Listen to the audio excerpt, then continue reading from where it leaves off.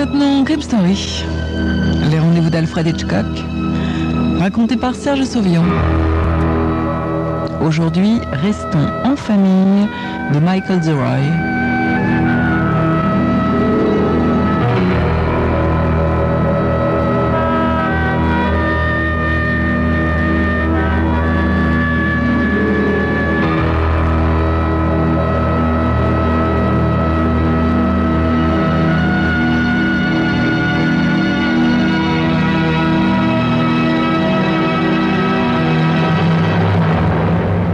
Le vieil homme regarde ses 5 enfants. Le plus jeune a 45 ans, le plus âgé près de 60.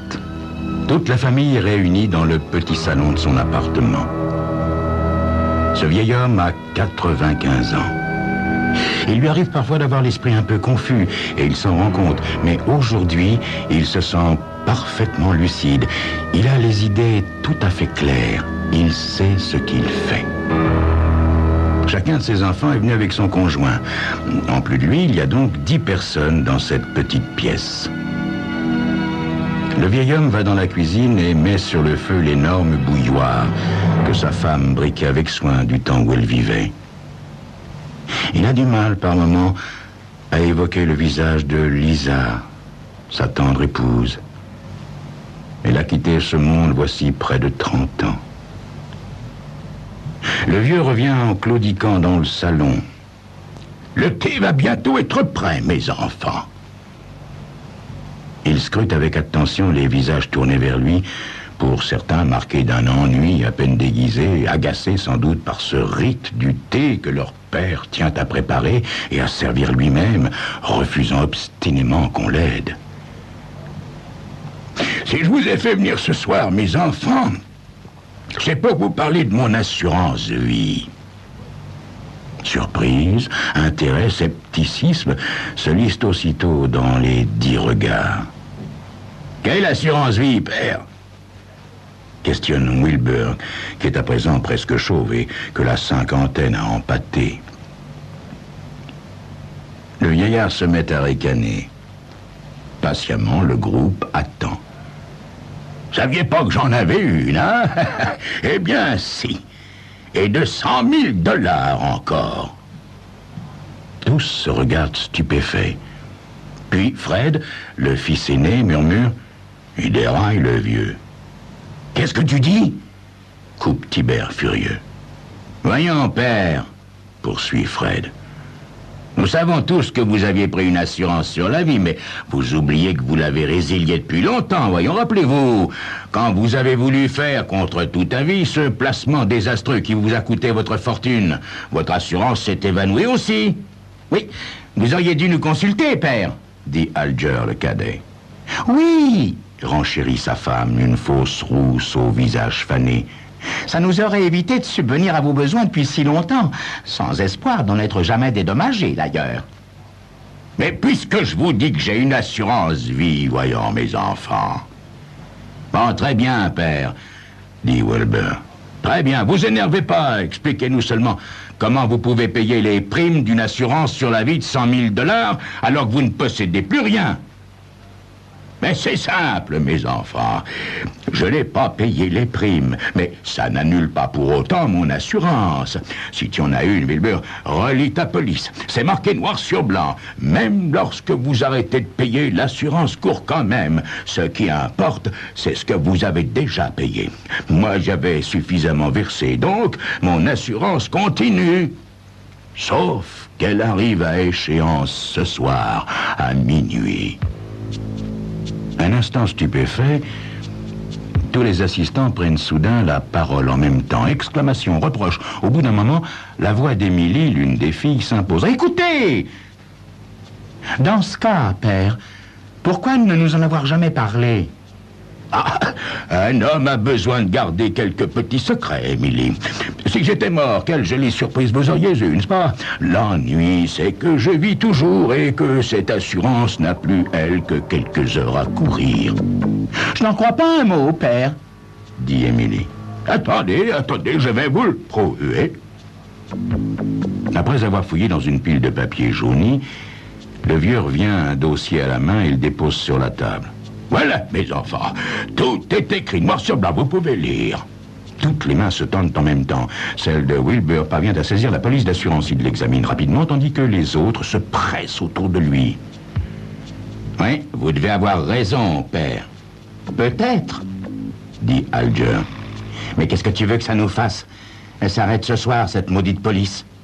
Mais pourquoi nous en parler aujourd'hui? Dit la femme de Fred. Pour nous frustrer? Mais jamais de la vie, mes enfants. Seulement, je peux très bien mourir avant minuit. Père!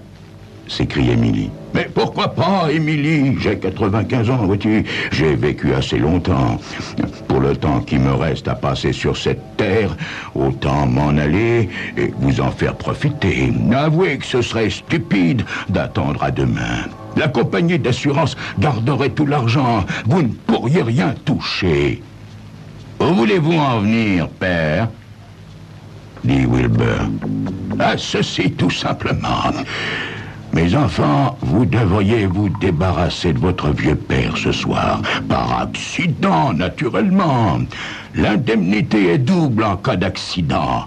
200 000 $, 40 000 $ pour chacun d'entre vous. Ce serait idiot de laisser passer ça, non? Un chœur de protestation s'élève. Le sourire aux lèvres, le vieil homme attend paisiblement que le calme revienne. Écoutez, mes enfants, écoutez-moi. Je parle très sérieusement. Réfléchissez un instant. Mais vous savez plus que vous dites, papa, voyons. On va tout de même pas assassiner notre propre père. Profitant du silence qui suit ces paroles, le vieil homme continue à argumenter. Les protestations s'amenuisent progressivement. Des regards sournois ou interrogateurs commencent à s'échanger. Rien de tout cela ne lui échappe. Voyons, mes enfants, il faut appeler un chat un chat. Vous n'avez jamais eu pour moi beaucoup d'affection. À vrai dire, je vous embarrasse plutôt. Je me rends compte que depuis longtemps, je suis une charge pour vous. Si je pars maintenant, vous touchez l'argent. Je vous dédommage en quelque sorte. Nouveau concert de protestation. Finalement, on entend Fred.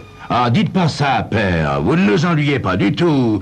Et nous avons aussi un devoir envers vous. Vous nous avez élevés. Nous vous devons beaucoup. Et si nous devions nous arrêter à ce que vous nous proposez, soyez certains que ce ne serait pas pour vous débarrasser de vous, hein? Alors dans ce cas, pourquoi en parler? Intervient Elisabeth, la seconde des filles du vieux. Surpris, les autres se tournent vers elle dans un silence gêné. « Comment osons-nous même évoquer le sujet ?» poursuit-elle. « C'est indécent. Arrêtez !»« On peut quand même en parler, Lise, » répond Fred. « Parler ne fait de mal à personne. » Non, comme je le disais tout à l'heure, si nous admettions votre idée, papa, ce ne serait vraiment qu'au point de vue pratique. Financièrement parlant, pourrait-on dire. Exactement, dit Émilie. 200 000 $, fait remarquer à son tour la femme de Fred. Qui en a le plus besoin? La compagnie d'assurance ou nous? Les assurances sont bourrées de fric, déclare Fred. Certes, elles ne manquent pas de capitaux, ajoute le mari d'Émilie. Et puis, elles volent leurs clients. Ce serait une honte de leur laisser une telle somme. Je suis entièrement de ton avis, dit Fred. D'ailleurs, ce serait pas réellement un meurtre, hein? Le mot vient enfin d'être prononcé. Tous se mettent alors à le soupeser, à se faire petit à petit à lui.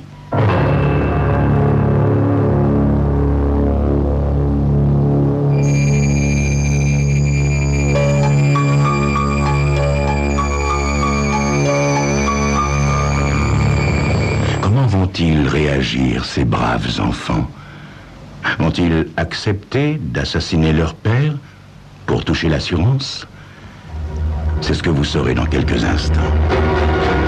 Oui, avec...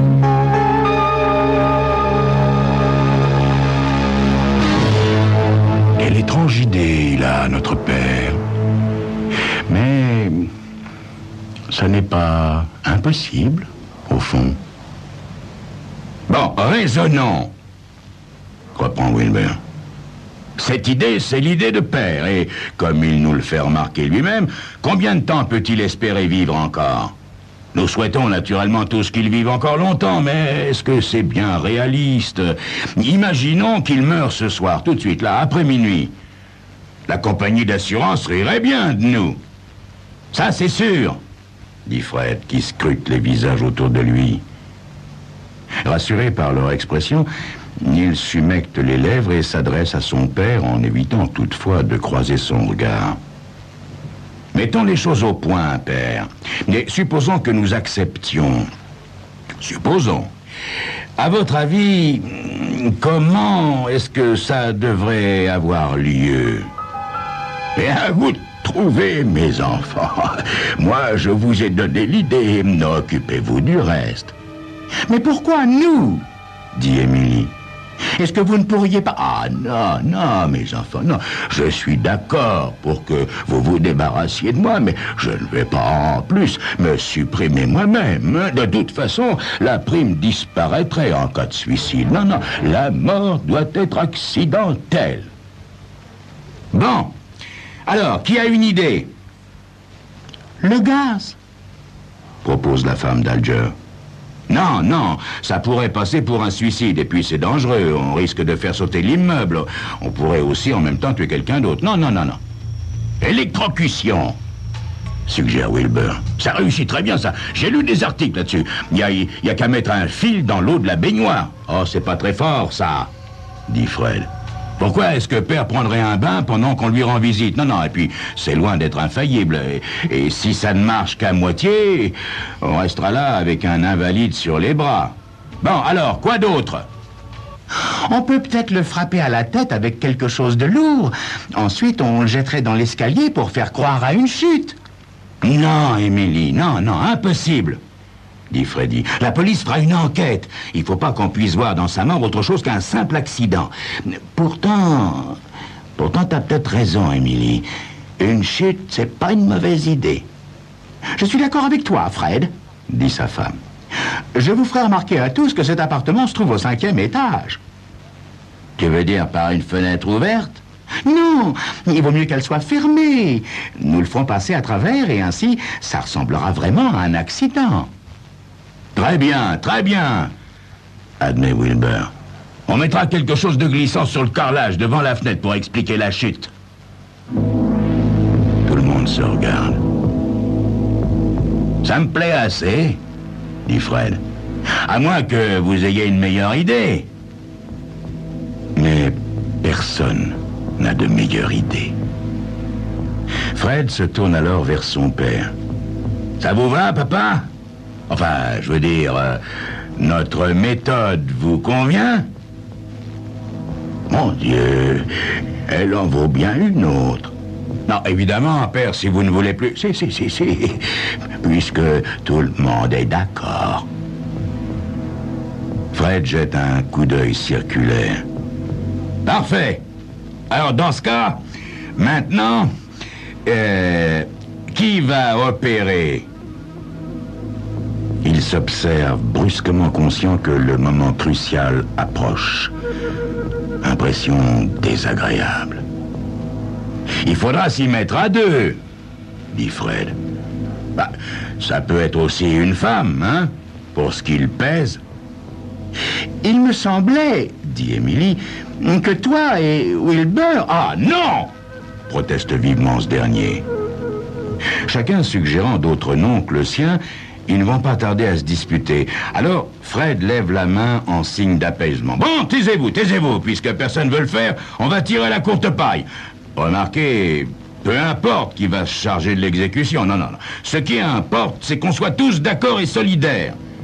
En admettant que la police se méfie, elle pourra jamais mettre en doute autant de témoignages. Compris? La main d'Elisabeth s'abat alors violemment sur la table. Je ne ferai jamais ça, jamais! Quelle honte! Je ne me rendrai pas complice du meurtre de mon propre père. Mais c'est pas un meurtre, Lise, dit Fred. C'est lui qui... N'empêche que c'est un assassinat. Mais voyons, l'argent, Ça suffit avec l'argent. dans la situation qui est la vôtre, ma chère Elisabeth, dit la femme de Fred, vous devriez pourtant être la dernière à le mépriser. Voyons, Lise, sois raisonnable, intervient Wilbur. L'espérance de vie moyenne pour un homme de nos jours est de 70 ans. Or, père en a déjà 95. Il a le droit de décrocher. Tu gâches toujours tout, Lise, dit Émilie. Tout ce qu'on te demande, c'est de te taire ensuite, dit Wilbur. Tu veux quand même pas nous envoyer sur la chaise électrique? Écoute-moi, Elisabeth, intervient alors le vieil homme. Suppose que je vive encore un peu. Je peux très bien tomber malade, hein? Alors, quel ennui et quelle source de dépenses pour vous tous. Si ça arrivait, papa, Répond Elisabeth. je m'occuperai de vous. Le vieil homme la regarde longuement. Papa, Continue-t-elle.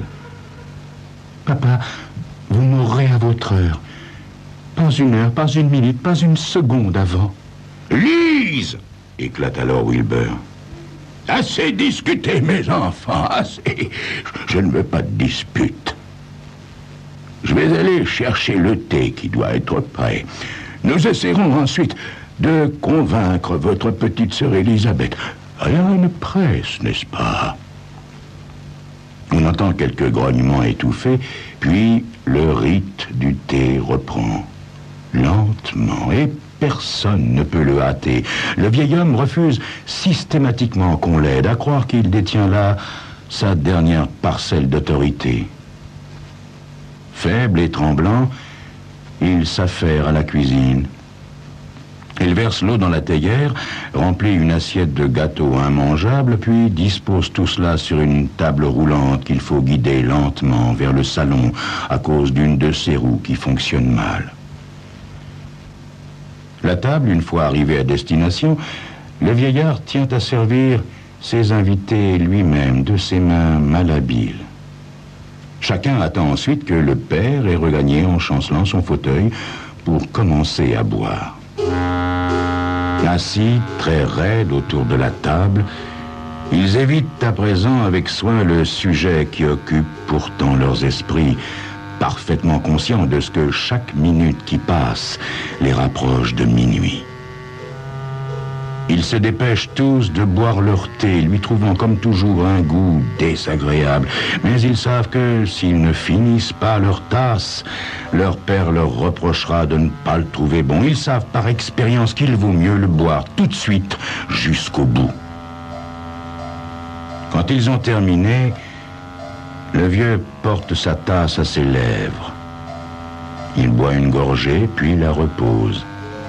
Alors, ses yeux se mettent à briller. Une énergie nouvelle semble s'être emparée de lui. Il se redresse dans son fauteuil, reprend brusquement l'aspect de l'homme vigoureux qu'il était autrefois, de ce père qu'il craignait. Alors, comme ça, mes enfants, vous voulez vous débarrasser de moi?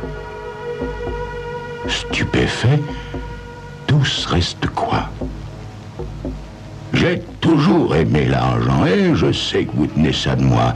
Mais jusqu'à ce soir, j'ignorais que vous étiez à ce point âpre au gain, au point de m'assassiner. Mais c'est vous qui nous le demandiez, père. Bien sûr, c'est moi. Mais vous avez tous, tout de suite sauté sur cette idée. Tous, sauf Elisabeth et son gentil mari. Elisabeth est la seule qui ressemble à sa maman. Elle était bonne, votre maman. Mais qu'est-ce que vous voulez dire par là, père? Dit Fred. Simplement que je vais mourir et que je vais vous emmener tous avec moi, mes enfants, tous, sauf Elisabeth et son gentil mari. Je n'ai pas mis de poison dans leur thé à eux. Émilie pousse un cri. Wilbur gronde. Voilà ce que j'appelle une sinistre plaisanterie, père. Mais je ne plaisante pas, Wilbur. Et vous allez vite vous en apercevoir. J'ai laissé un mot pour la police afin de prendre l'entière responsabilité de tout cela.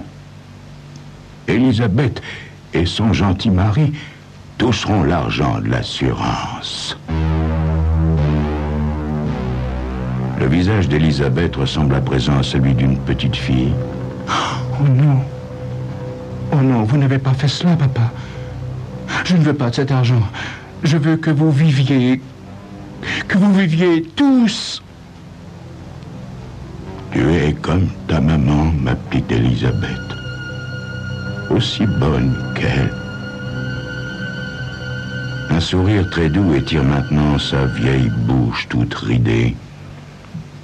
Chacun demeure silencieux dans une attente angoissée. Wilbur est le premier à ressentir une atroce douleur. Ses mains se crispent et son visage blêmit. La souffrance commence de tordre aussi les traits du vieux, mais il garde la tête haute. Mes chers enfants, demain, nous serons tous morts, tous, sauf Elisabeth et son gentil mari. Savez-vous quel jour nous serons demain? Nous serons le samedi 9 juin. Et après-demain, le dimanche 10 juin. Tu penseras à moi, Elisabeth, dimanche. Car dimanche, mes enfants, c'est la fête des pères.